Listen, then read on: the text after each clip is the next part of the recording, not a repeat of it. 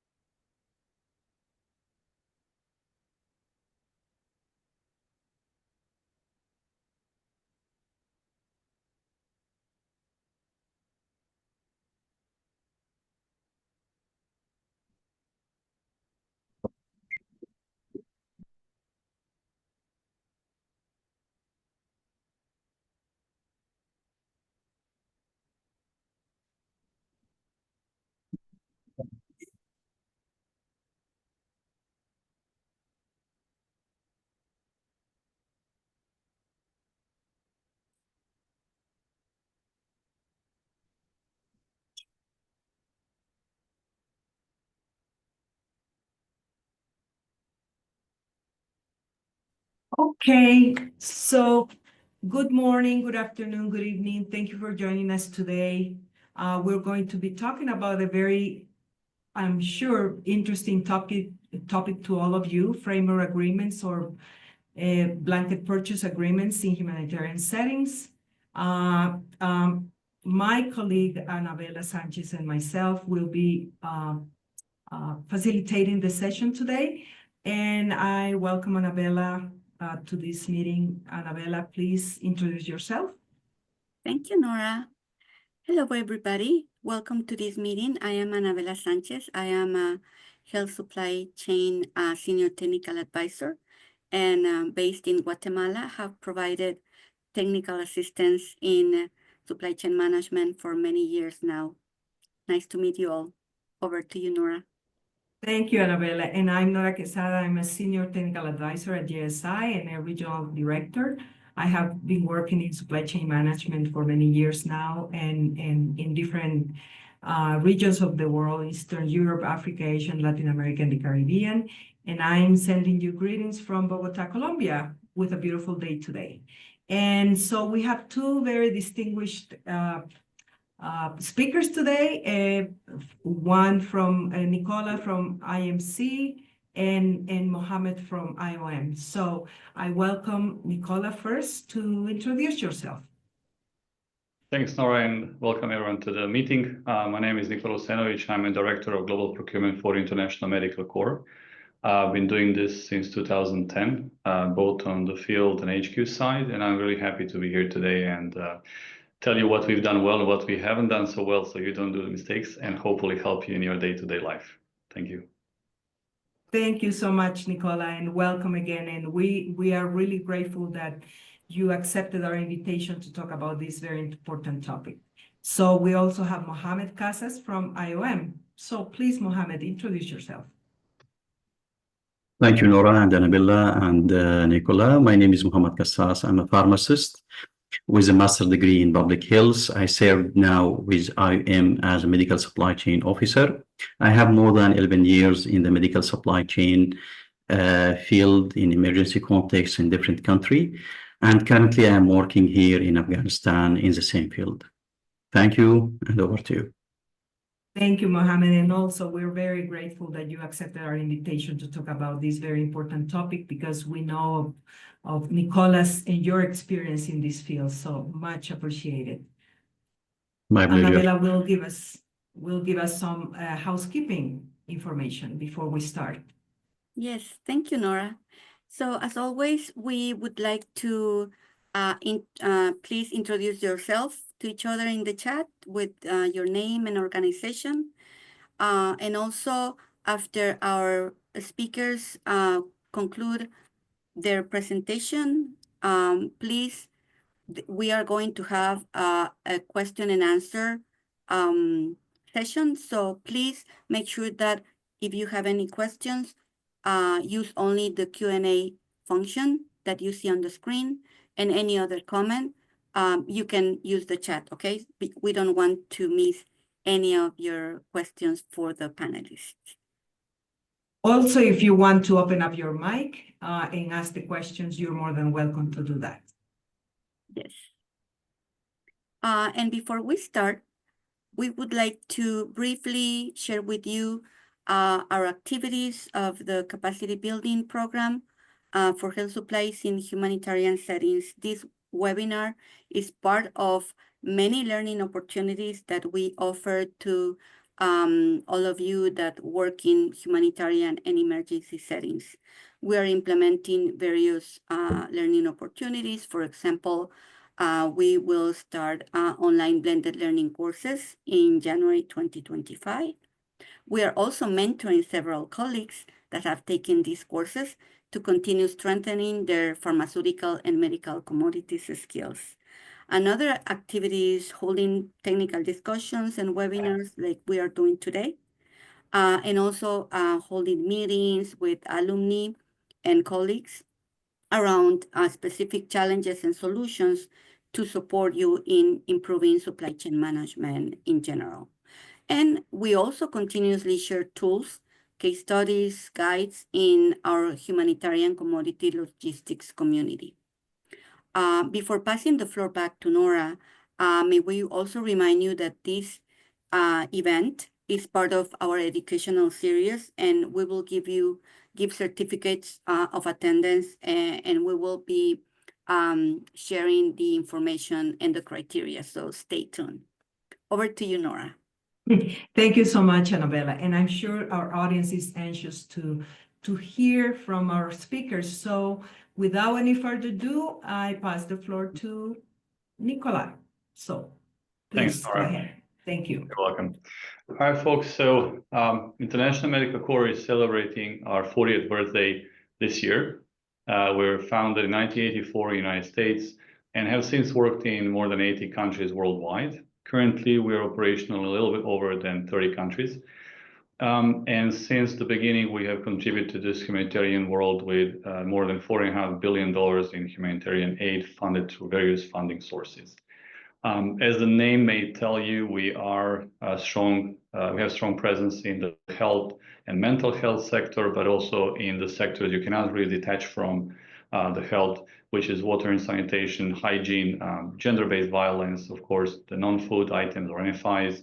And then, of course, we are well known in the world as one of the top-tier emergency response and training organization. We're also currently the only international NGO certified by WHO as EMT1, mobile and fixed type 1, which is basically a very esteemed position to have as an NGO. We currently have a little bit over 8,500 staff globally, and my team and I spend about $10 to $20 million a year on procurement, of which mostly goes to health sector or medical commodities. Thank you.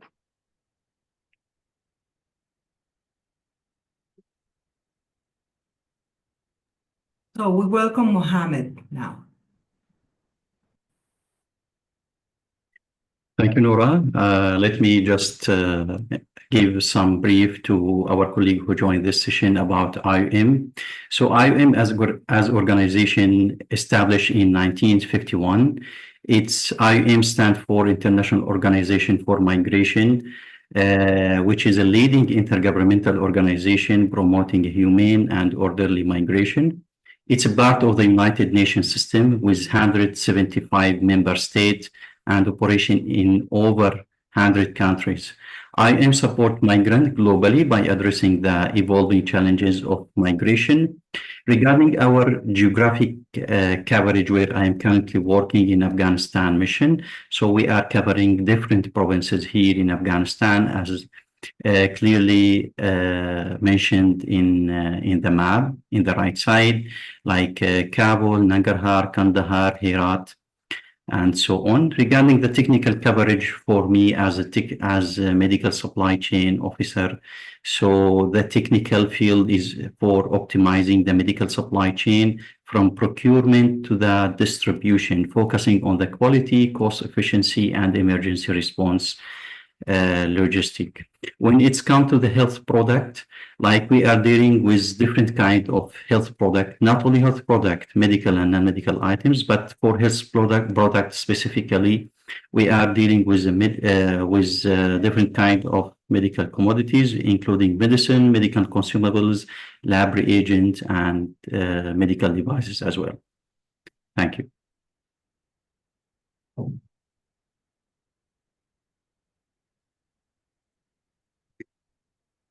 Okay, so now I would like to briefly define the framework agreement. Framework agreement, as a definition, is a contract between one or more organization and suppliers for repeated purchase of goods or services over a fixed period of time. And usually it's extended beyond 1 year. And this agreement is non-exclusive and non-binding. And when we say that this is non-exclusive and non-binding, I mean by that the organization are not required to make purchase, but can do as needed.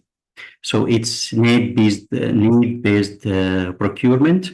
Why are they significant in the humanitarian setting? Because the framework agreement streamline the procurement, improve efficiency, and mitigate the risk in the humanitarian setting. Thanks, Mohamed. So maybe also a learning for all us here is that different organizations have a different name for the framework agreements. Within International Medical Corps, we call them blanket purchase agreement or BPA. You may also have heard about LTA or long-term agreement. So for the purpose of this training, I'll use the BPA acronym when speaking about framework agreements. There are minute differences within our organization between the two, so we'll stick to the blanket purchase agreement. Like Mohamed said, it is a contracting mechanism between one or multiple entities. And one of the major importance of that is that for the duration of the contract, there are terms to be agreed between the parties involved. And those are usually talking about technical specifications of the products or details or scope of work in case of the services, the prices for the contract duration, the ordering mechanism, payment terms, and really any other business or anything else that you can and want to negotiate in advance that makes your life easier later on as you actually call upon the goods or services under that contract. Further down, I would like to explain what we happen to see within our organization as well when we started using BPAs is the difference between a standalone procurement contract, which is a one-off, versus the BPA. So without reading all this, it really comes down to that procurement contract is a one-time event for very specific goods or services with a very final quantity and the cost and very clear deliverable at the end of that one and cannot be extended really. Well, the BPA is looked at as really an umbrella of things that you may want to buy over the longer period of time that can support the need in your organization, globally, regionally, locally, whatever you want to do it. And then as opposed to the value that is assigned to one-off, here you have something we call in the International Medical Corps not to exceed amount, or kind of a cap as to how much we plan to spend during the entire duration of the contract. And this one ends in the future date, predetermined date, and it can be also exhausted if the NT is spent before the deadline. Extension is possible, like Mohamed mentioned also, it's usually multi-year contract with possibility to extend within our organization. I think it's very smart to do also on your end, is that any extension of the BPAs should be done after you have confirmed that it's still in your interest to stay with the same supplier or suppliers for additional future time. And we do so by confirming that the market is still in our favor compared to what the contract says. If not, plan well ahead of that event so that you can extend it before without having any gaps in services or goods that you may need under this one. Also, learning from our side, and I think when I spoke to a lot of my colleagues in other NGOs, is the understanding between different departments involved, not procurement only. whereby the contract or BPA can be superseding certain project, or we call them grant, and the difference between those. So basically, important is that the usual duration of BPA is not less than 12 months, but usually 2 or 3 years. And then when you make them so that the procedure you use is compliant and would pass audit by multiple possible funding sources or donors that you expect, so that you don't have any risk by unintentionally using the BPA, which you're not allowed to or was not contracted following donor regulations. And also the work order is how we called a one-off order under the BPA from the supplier. Those are the ones that cannot be placed or committed the organization with the supplier if the grant on that work order has expired. So there's a difference between the project end date and the BPA end date. They don't need to coincide. And they actually, in our organization, we rarely do project-specific BPAs for the purpose of flexibility, really, and redundancy in that one. Mohamed, over to you. Thank you, Nikola. This is for this good explanation. I'm going to talk now about actually 2 main points.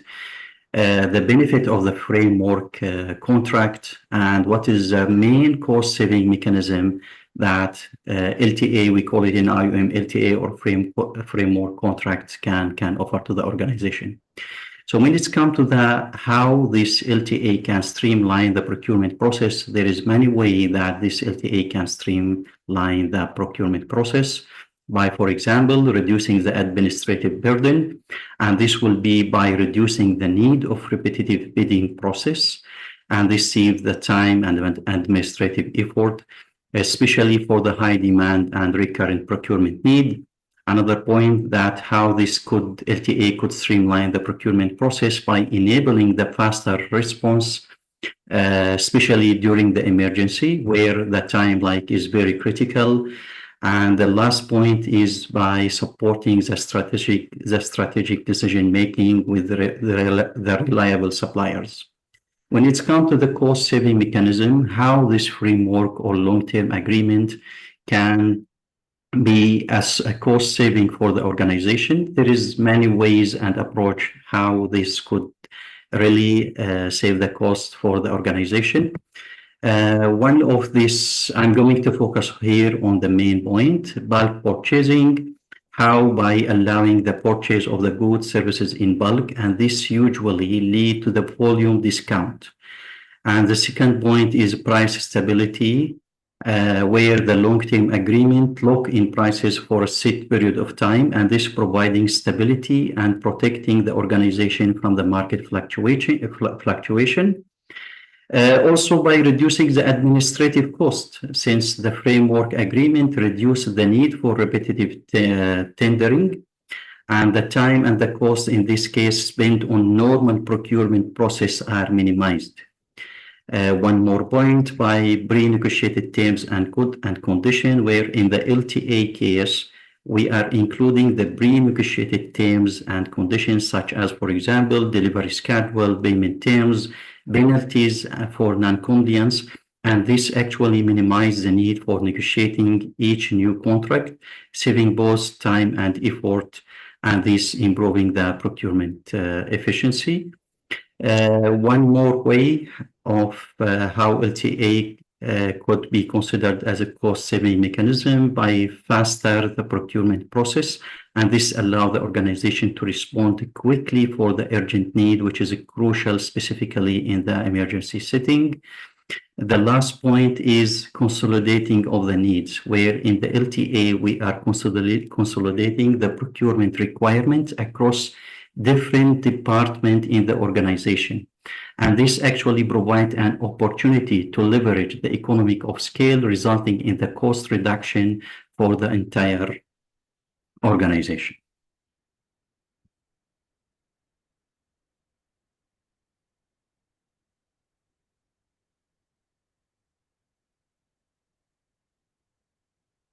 Okay. So here I'm going to talk about the trade-off and how to prioritize it effectively. As every process, always there is a trade-off, there is advantage, there is disadvantage. When it's come to the LTA or long-term agreement, while there is a clear benefit, it's also important to acknowledge that there is a trade-off and consider how organization can balance them effectively. So what are the trade-off in the LTA or framework agreement? We have like a number of the trade-off. For example, reduced flexibility versus stability. Stability in pricing and supply, but at the same time, we have limited ability to adapt to the market change or switch the suppliers when we have LTA or framework in place. One more thing is that its framework, it's lower the administrative cost, but at the same time, this is against missed competitive opportunities. We may miss potential saving from competitive at some time. Additionally, long-term commitment versus supplier performance risk, where commitment we have it in the framework agreement case, ensure continuity, but increase at the same time dependency on single supplier in some cases. One more point, streamlined procurement, we have it on the framework agreement versus limited product scope, may be confined only to pre-negotiated goods or services. We have it in the framework agreement or LTA. And the last point is efficiency versus reduced supplier competition, where LTA, it's more efficient, but at the same time, we have reduced supplier competition in the long-term agreement or framework agreement case.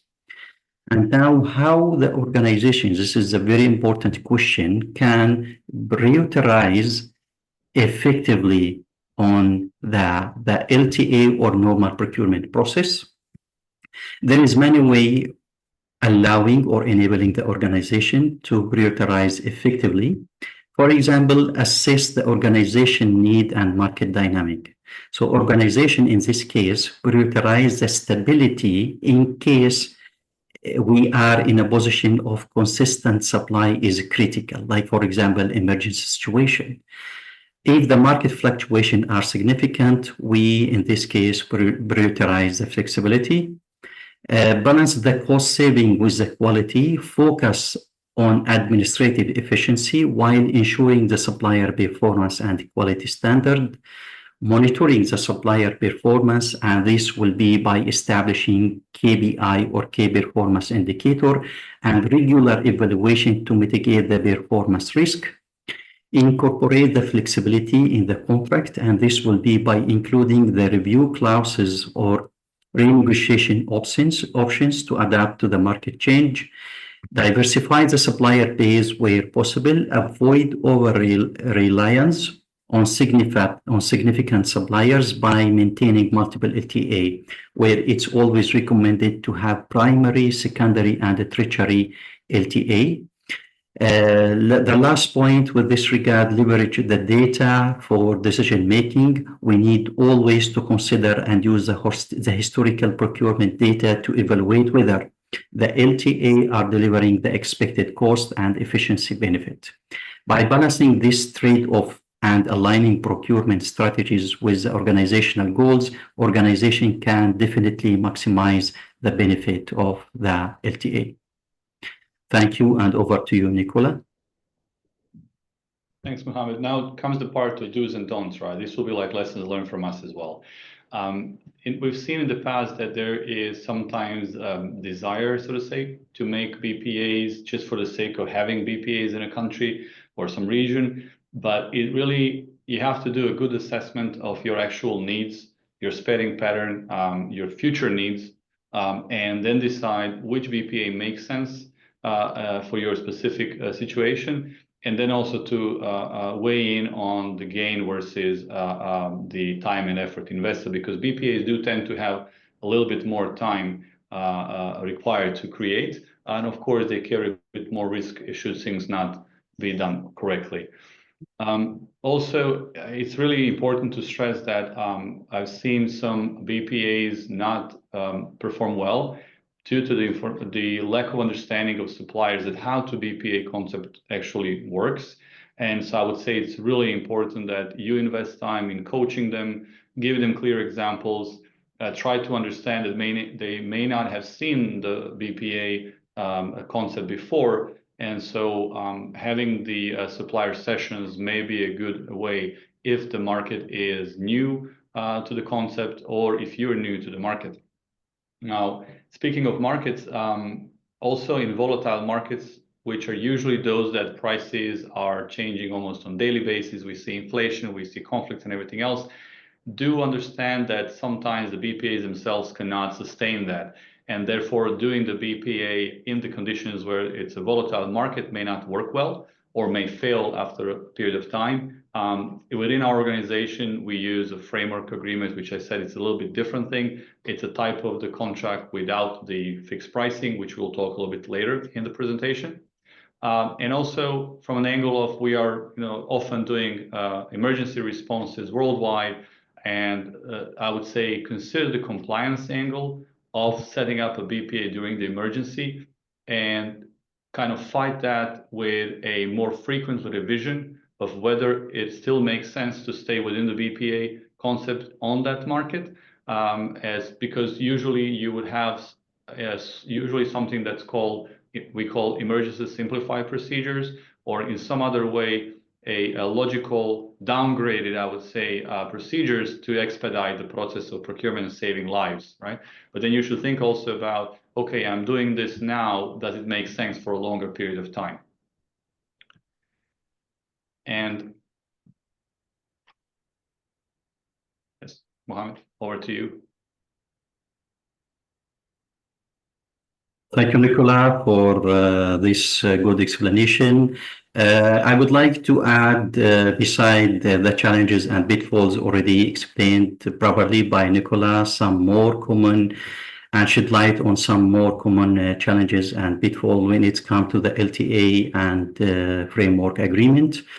One of the challenges is reduce the flexibility in adapting to the new need, where when we have the framework agreement, it can sometimes restrict the ability to adapt to evolving operational needs.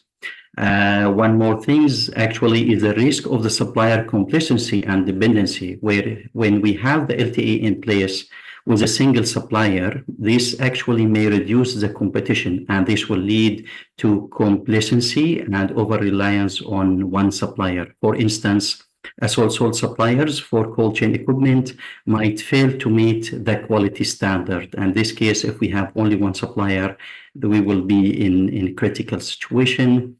And the last point I would like to mention when it's come to the common challenges, that misalignment with the evolving operational priorities, where when we have framework agreement or LTA drafted at specific time may not align with the later strategic shift, such as, for example, change in sustainability goals or technological advancement. For example, an LTA for diesel power generator may conflict with the later organizational focus on the renewable energy. Thank you.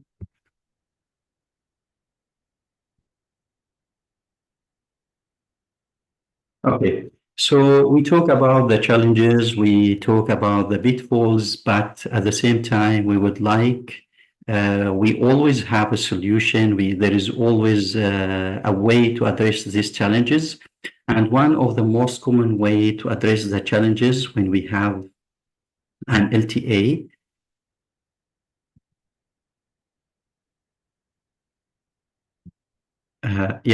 when we have an LTA is these ways. First of all, conduct LTA review every 6 months, monitor the supplier performance with a clear metrics, and the last one is building the contingency plan for the dynamic context. I would like to briefly further explain about each of these points. When it's come to the first point about the reviewing the LTA every 6 months, where the regular review ensure the agreement remain relevant and responsive to the current operational priorities. For instance, by annual review of the medical supplies contracts can identify the new product or a new technology available in the market better suited to the ongoing needs.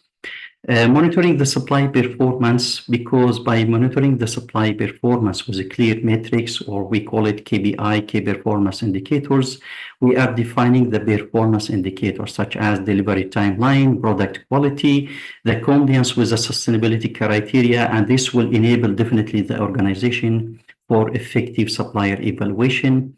The last point about building contingency plans for the dynamic context.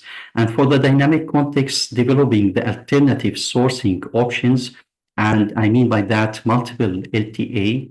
It's always recommended to have multiple LTA. When I say multiple LTA, like primary, secondary, and tertiary LTA, and a flexible delivery arrangement. And this will reduce the risk, especially in the volatile situations, such as natural disaster or conflict zone. For example, maintaining backup suppliers for essential medicine or essential medical kit. This will ensure the continuity during the supply chain disruption. Thank you, and over to you, Nikola. Thanks, Mohamed. So here are a few of the things that we've learned as to aid in the process of deciding how to structure the framework agreements and how to make it easier life for everyone. So first of all, really, I cannot stress enough how it's important that you know your market. And that means the product or service, that means the supplier base, the conditions of doing business or traditions of doing business in a certain area before you even start considering a BPA, because that will help you assess whether it makes sense. It also means that you will be speaking the language of your suppliers, and that way there will be avoidance of a lot of miscommunication, and frustration may lead to it at the end. Because again, you're investing a lot of energy and time, and your results will only be seen months after, or failures at the same time. Usually I've seen also people talk about past spending, history this. Yes, it's important to see how your organization behaved in the past, but also to have a way of forecasting what may happen in the future, because events in the world today can show us how quickly we can be wrong in assuming that the past will be also the same in the future. From our perspective, we've had cases where we would be heavily involved in certain type of response, which would then skew the data in statistically in one way. And then if we use that solely as a decision-making base for the future, we will be going in the wrong direction. Mohamed mentioned in these some of the risks that we see when the BPAs are not flexible enough. Again, very important to build in the elements of flexibility within the framework agreements. Be open in talking to your suppliers as to how you plan to do that. Like, there is no limit as to what you can agree with suppliers for as long as it's legal and meeting the donor requirements, right? So be creative in saying, okay, this is a hypothetical situation we may have in the future, and this is how we will address it if it happens. Do you agree? And then you can embed in the BPA a lot of the elements that will help make your life easier in the future. We went over the primary, secondary, tertiary, or whatever, how many you want to have. Again, it's a redundancy, but also one other thing that I've noticed over the years is that there is a reason why someone is called primary or secondary. And then if it's a primary in our organization, it means we start our business with the primary. The pitfall would be, or the mistake sometimes, that you have multiple contracts and then you use them as you see fit, which really doesn't make sense, because there is a reason why someone has been awarded, gold medal as a primary supplier. So be careful about, if you put this in place, that you actually follow it up, because it may become audit finding later on in the future. When we talk about knowing the market, we do regular quarterly business review. It can be semi-annual, annual, depending on the volume of business you do with a certain suppliers or category. But really, it is about having a good talk, honest talk and discussion with your suppliers, good or bad, right? On both ends, it goes both ways. And that if you look at that over a longer period of time, you will see trends. And then you can say, okay, this trend is telling me that you're constantly improving your performance, or the other way around, and there needs to be an action point. Or you can say, look, you had huge spikes in performance, good or bad again, but then we see that as an outlier, so your overall performance is good.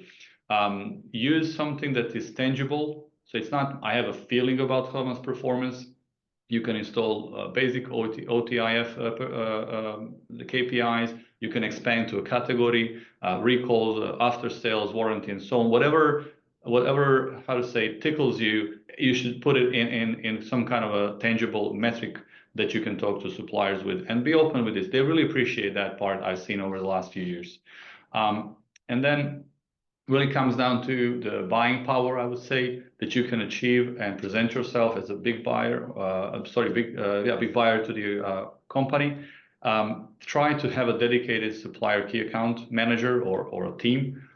We were happy and able to negotiate that with our BPA for medical. So there is a team of people working solely on our account, and this helps us in day-to-day business and communication, which is more than just a transactional, yeah, you give me a product, I give you money, bye-bye, right? It's more about them being able to say, well, if we have this problem, how do we together resolve that problem? And you'll see how much more they're willing to help and participate in the challenge of making something work better. Mohamed, over to you.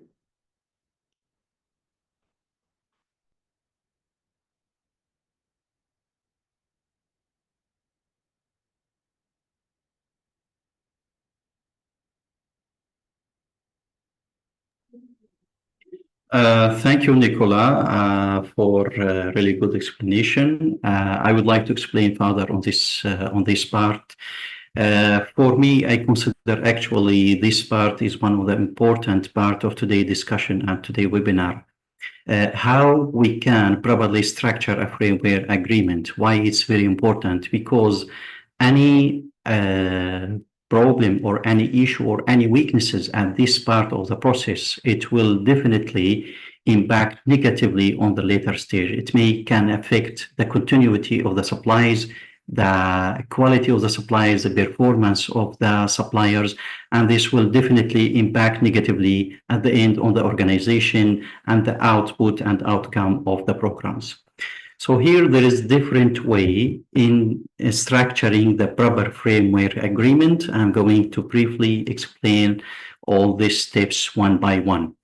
The first step, which is important, clearly define the scopes and objective. And in this case, we are specifying the goods, services, quantity, and expected outcome to avoid ambiguities in the future.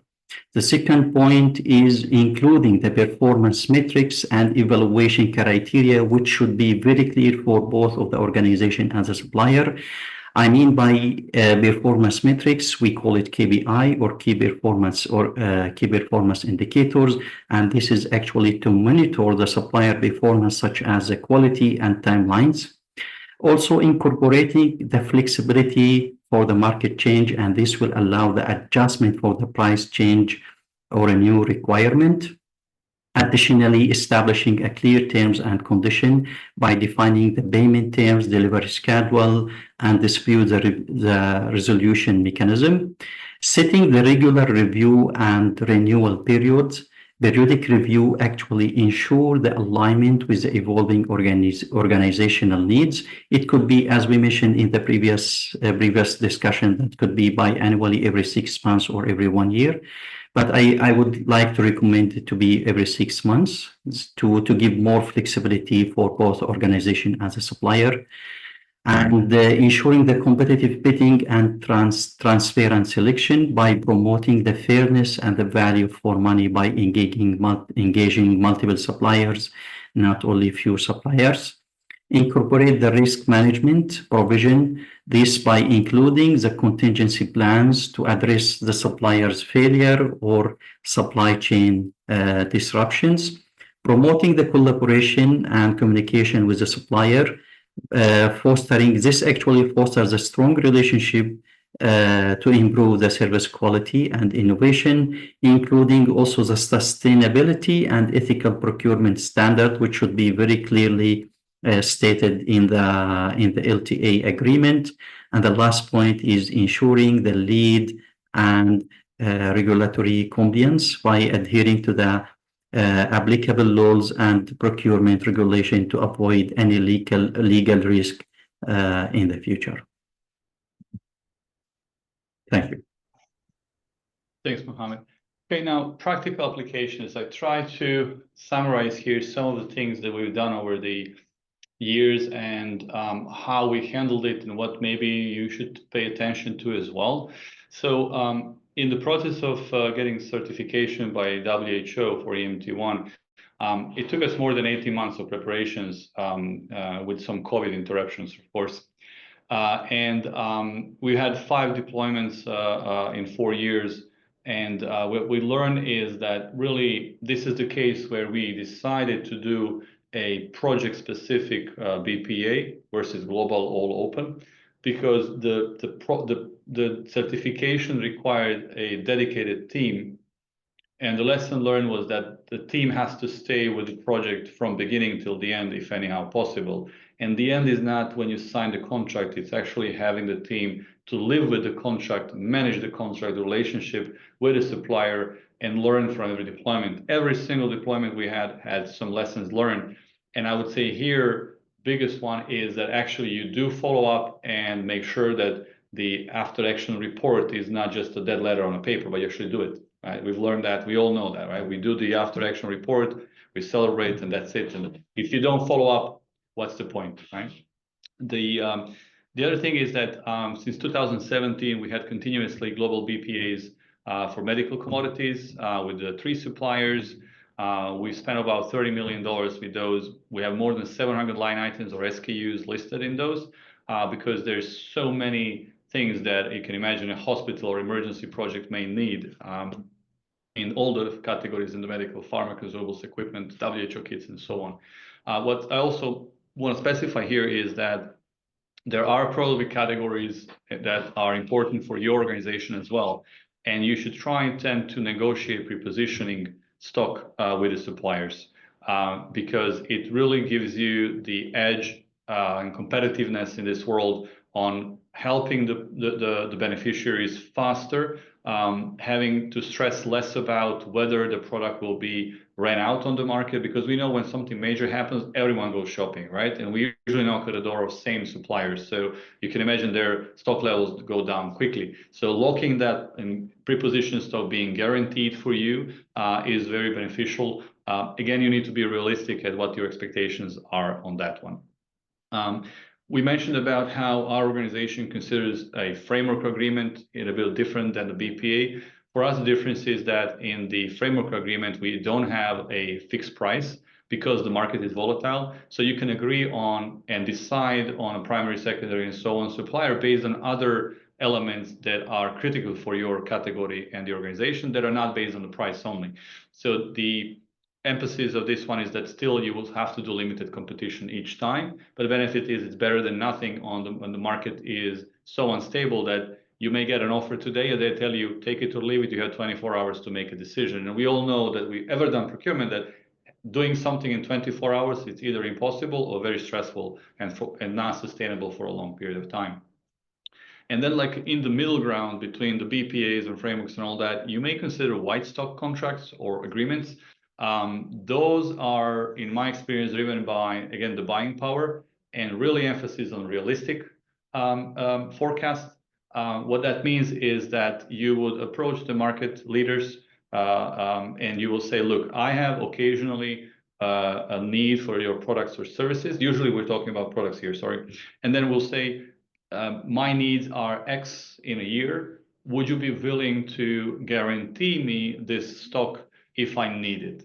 The difference is that in the white stock arrangement, right, supplier is saying, yes, I can hold a certain quantity for you, but then they're also talking to multiple other companies or NGOs, and they will never lock exact number for you. So if there's 10 NGOs asking for 100, then it's the business risk decision made by the supplier as to whether they will actually do 1,000 hold, or they might do a couple of hundred based on their experience, considering that you may not all 10 NGOs ask for full quantity at the same moment, right? So it's a business decision that they need to make, and it's up to them to make a risk. But if you're realistic and if you're not going very high or too much volume, it might be your way into some of the categories where making a BPA is too much effort and you don't know if you're actually going to use it, versus having something on standby that may help you when the need comes.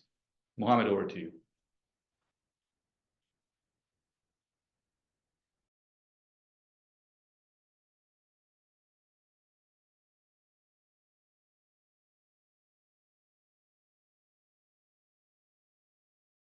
You're on mute, Mohamed. Okay, thank you, Nikola. This part of practical of webinar, I would like to share with you a real practical example. I faced it when I was working in Bangladesh in 2021, where we have a heavy monsoon rains on July 27, and we're forecasted to bring severe flooding, landslide in Rohingya refugee camps in Cox's Bazar, where I was working. In response, it was urgently required to pre-position an essential medical supplies across all camps. However, available stock was inadequate and to meet the anticipated demand, and we need to go for procurement actually in order to meet all the required so thankfully, at the time, we have a framework agreement or LTA with like different pharmaceutical suppliers, with 3 pharmaceutical suppliers, 2 manufacturer and 1 distributors, and this allow us actually to rapid response. And this arrangement enable IOM to procure the required medicine within less than a week, bypassing many of the typical administrative and procedural hurdles associated with the normal procurement process. And this actually really streamlined the approach and ensured the timely and effective response of the crisis. So all the preposition stock was ready, and we were really ready IOM health program for this monsoon. Hopefully there was no casualties and everything went well. Thank you.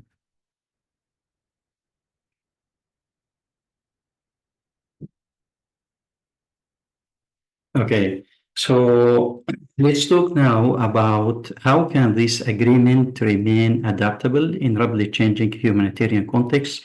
We explained earlier that about a little bit how we can remain or maintain this LTA adaptable, especially in rapidly changing humanitarian context, but we would like to highlight more and explain more about this important point.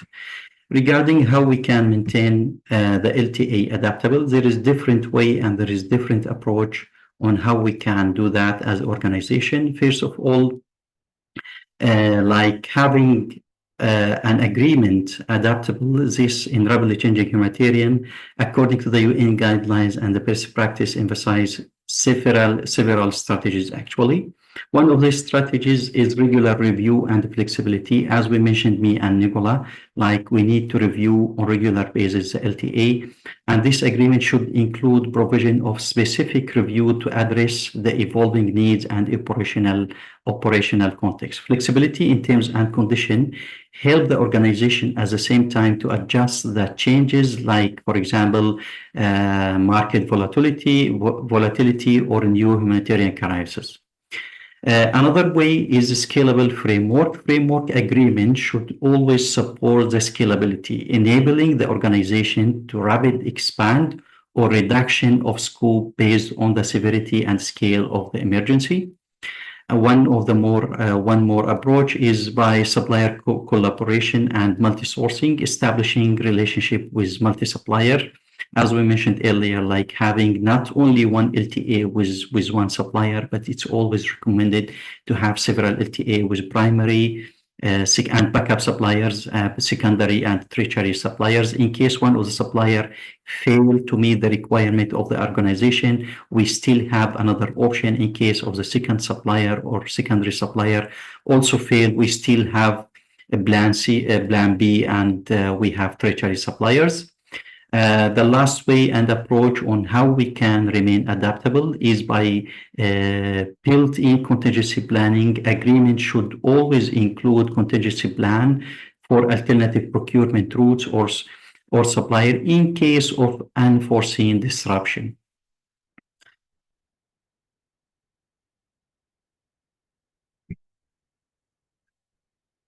Okay, so the last part of our today's discussion, I'm going to talk about the lesson drawn from these examples for future application. Definitely, there is many lessons. Actually, we have it from the example we already mentioned about the LTA and having framework framework agreement.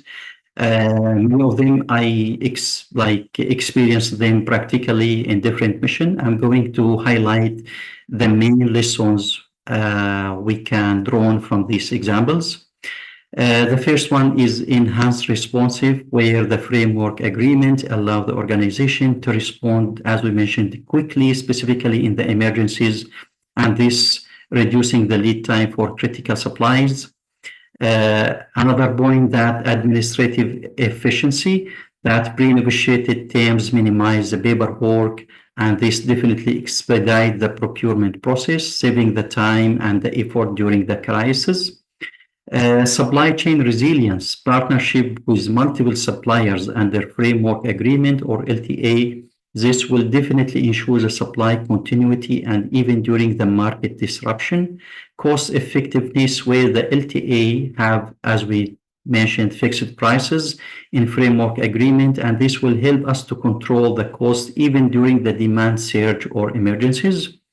One more point about strategic pre-positioning, where the LTA allow the organization to support timely pre-positioning of the essential item, as I mentioned in the example I experienced in Cox's Bazar in Bangladesh, and this will definitely enable the organization, enable readiness for anticipated crises. Relationship management, where the LTA foster the trust and collaboration between the organization and the suppliers, leading and innovation solutions specifically in the future. And the last point is scalability and flexibility, where the LTA allow for scaling procurement to meet fluctuating demand without negotiating the contract. The last slide, actually, I would like to share with you some references in case any of you would like to know more about the LTA. Here, some links of from UN procurement, mainly manual. So you can read, if you'd like to know more about the LTA from the perspective of UN organization, here is some references. Hopefully it will be helpful for you. Thank you. Thank you so much, Nikola and Mohamed, for these wonderful presentations. We have several questions, and Annabella will handle this session of Q&A. So back to you, Annabella. Thank you, Nora. Yes, and we would like to give the word to Mohamed Rishad. He has his hand raised, so please, you can open your mic, Mohamed.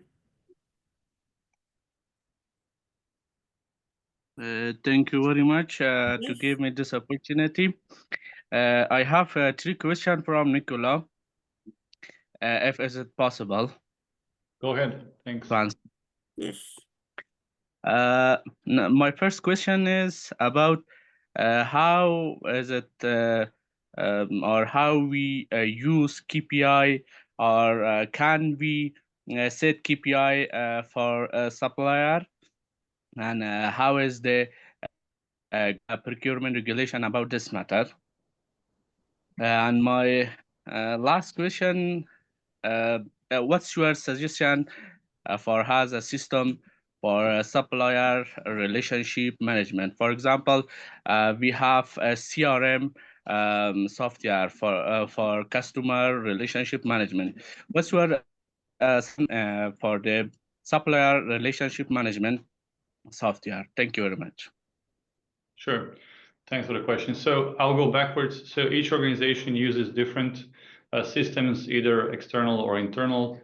We currently have an internal system through which we manage the vendor performance monitoring, which ties to the KPIs you mentioned.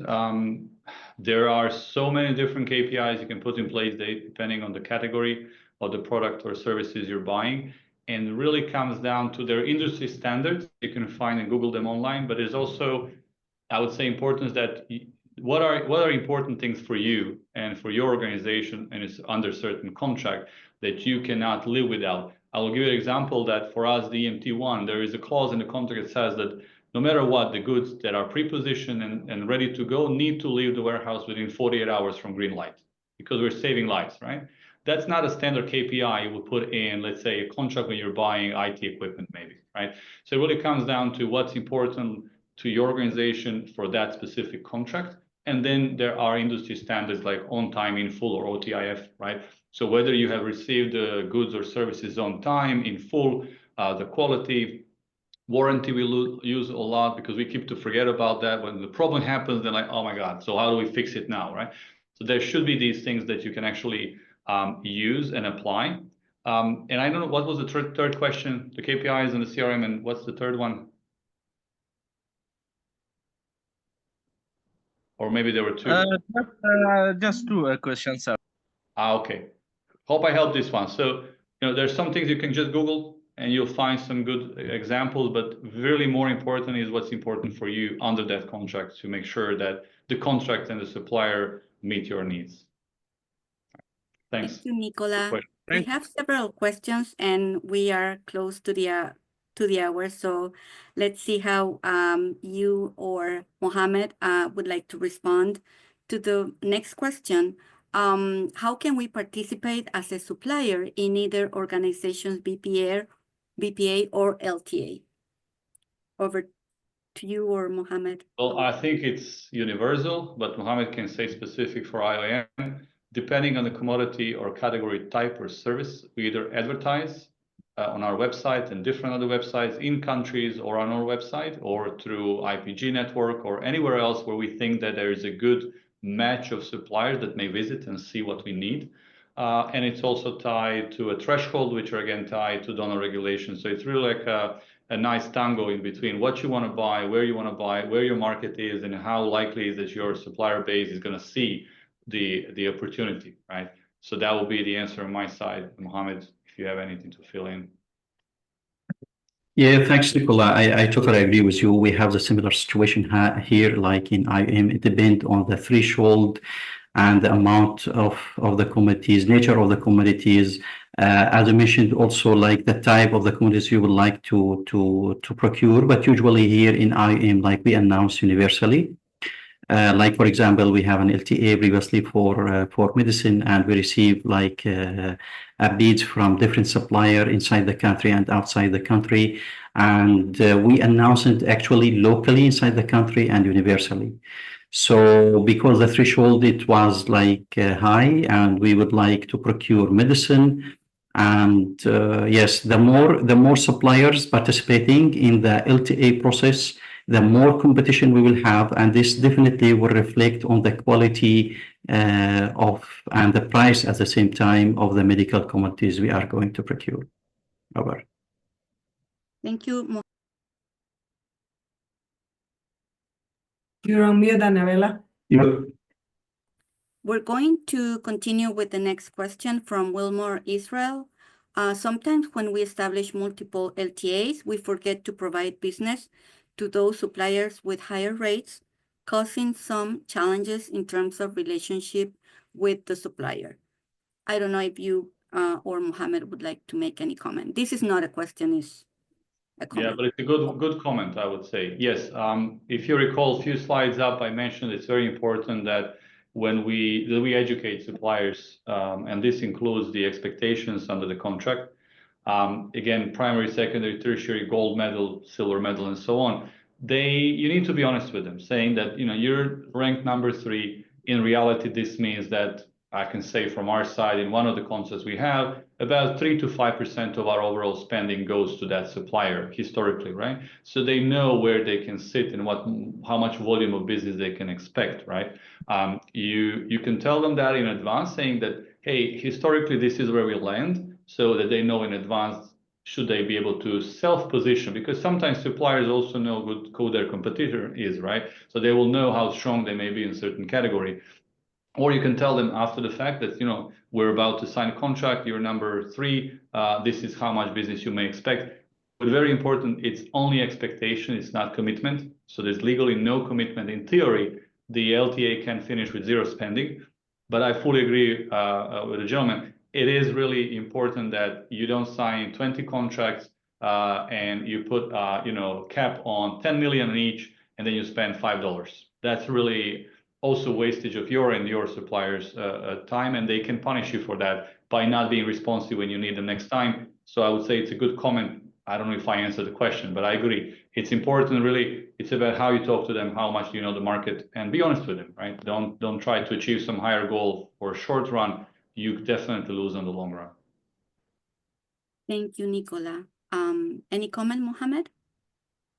If not, we Yeah, thank you, Annabella. I totally agree with Nicola, and I think this is a really good question. And we could add it actually in the trade-off in that slide we already explained and talk about that, as we mentioned, that there is always advantage and disadvantage. If we will look to the positive part of this comment, that maybe we will have not a very good relation with some of the suppliers, but at the same time, during the LTA process, which we made, the organization should make their effort to make it competitive as much as they can.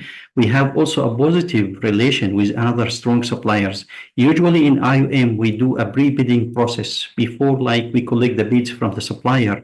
We have a meeting with them. We explain to them very clearly, very honestly, and directly that what we as IOM expect from their side, and how the selection process will be. So I think this at the end urge the supplier to build the capacity to meet the organization requirement.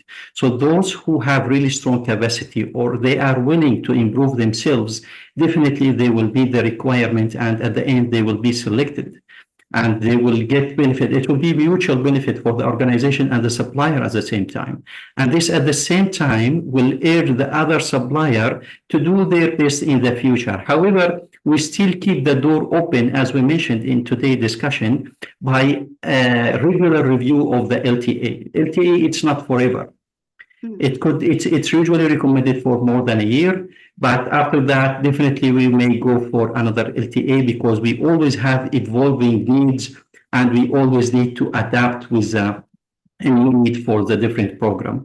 And this, I think, will be a chance for another supplier who did not being selected or who failed to be selected in the first round. They can do their best and build their capacity to hopefully may get selected in the second round.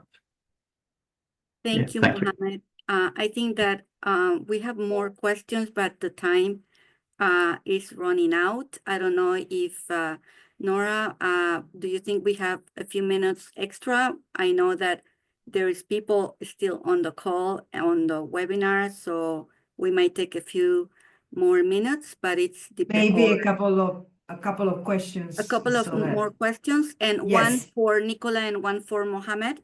Yes, Yes. do you agree? Okay. Yes. So the next please. question is common question is from Prachandra, and it says BPAs may not be flexible enough to address diverse programmatic needs or emergencies requiring different specifications. We faced our BPAs failed in COVID time as no suppliers were prepared for the pandemic.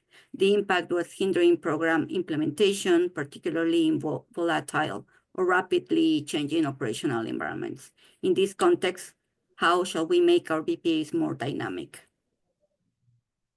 Well, I can answer maybe that one because we went through that. I would say a few things. First of all, nothing says that you have to use the BPA once you have it signed, right? So if the market has gone crazy and the suppliers cannot perform under the terms signed in the BPA, you step outside the BPA. So then basically you compete and tender out on the open market as you would if there is no BPA, right? I would say also don't create your procedures around the events like COVID, which hopefully happened 100 years, right?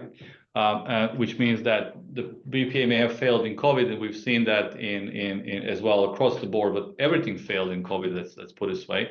So I wouldn't say that to be your focus. You should be saying that, you know, what happens with 99 other percent of cases where our suppliers performing or not, and then adjust on that one. So I would say that will be my answer. There's no one size fits all. And sometimes you need to put on scale as to how much you're going to spend time trying to plan for all the possible scenarios in the world versus just saying, okay, that doesn't make sense. And if it happens, I'm going to deal it with outside of BPA with direct negotiation or something else like that. Thank you. Thank you, Nikola.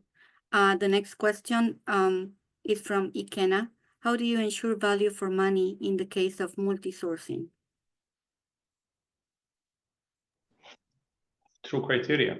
So again, the best value for money is just a terminology whereby decision to buy something from someone is not based only on price, but anything else that may contribute to the project, to the goods you're buying, right?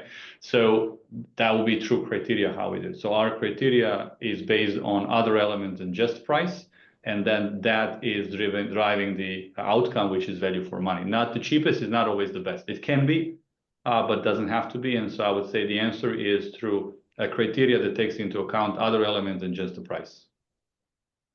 Thank you, Nikola. So we run out of time, but we want to reassure you that we have, after the webinar, we shared the recording and we answer all the questions, both the ones that Nikola and Mohamed we had time to respond, but every single question, we will go over them with Nikola and Mohamed, and we will write them in and share with you, okay? Because we know that this is a very important topic. And the last thing we will do is to give the mic to Gino Dino. You raised your hand, so please, if you have any comment or question, this would be our last. Yes, thank you, Annabella. Yes. Thank you guys for the presentation. It was really insightful. I just want to come back to something said before regarding the dependency to a supplier if we give him an LTA. I have a question. If we have multiple suppliers in the same sector providing the same services or the same goods, we give them like LTAs, and does it not reduce the dependency to one of those suppliers? Because I'm going from a perspective that we first select suppliers accredited by the organization, and we are sure that they are delivering the service or the goods we want. And after that, we go into a process of giving them LTAs or framework agreements. And we are sure that we can have the same service or the same goods from all these suppliers. And we do like a market share during the period of the LTA. Does it not reduce the dependency to one supplier? Thank you. Who would like to make any? I think we've covered this, and thanks, Jean, for the question or comment. So having a multiple LTAs in place for same category is kind of already allowing multiple options within the category. So we're not talking just one. Rarely we have only one, and that's for lesser important goods or services for our organization. So you're building redundancy. Yes, you're going wide. You can also apply the framework agreement where you actually have a shortlisted number of suppliers that can actually pass your technical evaluation, for example, for the goods, and then you can only concentrate with them. And the goal is basically that also we do for medical, anything medical we buy, we have to go through a pre-qualification process to ensure the quality assurance of the product. So we don't advertise for the opportunity. We first go out on the market and we look for the suppliers, and it's a multi-month process to pre-qualify those. But once they're pre-qualified, then we can work exclusively with them for the benefit of the quality assurance. So it really comes down to, in that case, how frequently you do market survey to increase the pool of your suppliers. That then really allows for better competition next time. It's always a trade-off. We spoke about that. You know, can you do a BP every 1 month? No, I don't think so, right? There's too much work to be done. It cannot be done in a month. But do you stay with the same company for 10 years? Again, no, right? So it comes down to category, the market you're talking about, your internal mechanisms you have in place, your funding source may dictate also some of the rules. So it's always kind of a tutti frutti, right? Everything mixed together and you come up with something that's the best recipe for your organization, right? So it's a two-way street, I would say. There's no one single answer to that. Thank you, Nikola. You and Mohamed have raised a lot of interest, and we, as I mentioned, we are going to follow up on every question in this webinar, okay? So I will pass back the floor to Nora to wrap up and say goodbye. Yeah, thank you, Annabella, and thank you again, Nikola and Mohamed, for your time, for staying extra few minutes after the hour. As as we mentioned at the beginning of this webinar, this topic generates always a lot of interest. So we really appreciate your sharing your experiences and practices and learnings with the whole community of practice in humanitarian settings. We really appreciate your time and your knowledge. So thank you to the audience for joining us today, and stay tuned for more events like this to come in the near future. So have a good day, Nikola and Mohamed. Annabella, thank you so much for being my teammate, Kaylee, and my team at JSI. So I wish you all a very good day, afternoon, and evening. So see you next time. Bye, Thank you everyone. again. Thank you. Bye, everybody. Appreciate it. Bye-bye. Thank you. Be safe. See you. Bye. Bye-bye. Bye.